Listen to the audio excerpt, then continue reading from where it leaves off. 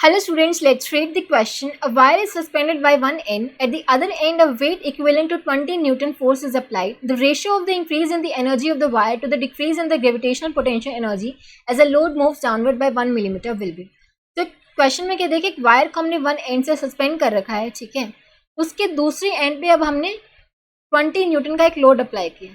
जैसे आप 20 न्यूटन का लोड अप्लाई करोगे तो जो वायर है उसमें एक्सटेंशन आ जाती है और it moves downward by 1 millimetre, ठीक है.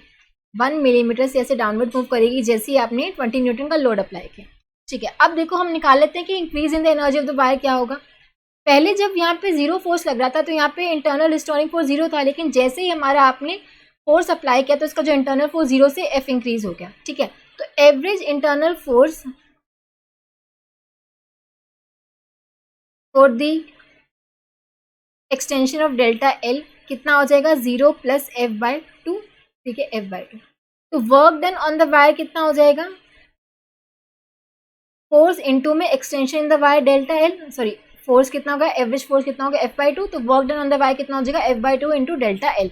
यही जो वर्क डन होगा this will be stored as the elastic energy of the wire, ठीक है. यही हमारी increase in the energy of the wire होगी, ठीक है. अब मैं ग्रेविटेशनल पोटेंशियल एनर्जी की बात करूं, पहले हमारी वायर यहाँ पे थी, अब ये नीचे आ गई. अगर मैं इसे रेफरेंस लेके चलूं, ठीक है, अब इस वायर नीचे आ गई है तो एक तरह से इसका क्या हो गया है, डिक्रीज हो गया, ठीक है. पहले यहाँ पे थी, अब ये यहाँ पे आ गई है, ठीक है. तो यहाँ से हम बोल सकते हैं कि decrease in the gravitational potential energy होगा. पोटेंशियल एनर्जी हम कैसे डिफाइन करते हैं, ऐसे mgh, ठीक है.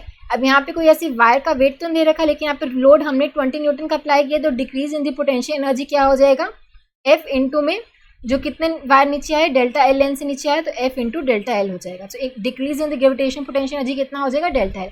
ये हमने जीरो रेफरेंस लिया है, ठीक है, और डेल्टा एल लेंथ नीचे आया है, तो decrease in the gravitation potential energy कितना हो जाएगा, एफ इंटू डेल्टा एल. ये हमारा increase in the potential energy है, increase in the elastic energy, sorry. So increase in the energy of the wire divide by decrease in gravitational potential energy, ठीक है. ये आ गया f बाई 2 इंटू में delta L divide by f into में delta L, तो ये आ जाएगा 1 by 2, ठीक है. सो 1 by 2 will be the correct answer. So option 4 will be the correct answer. I hope आप सबको समझ आया होगा. Thank you so much.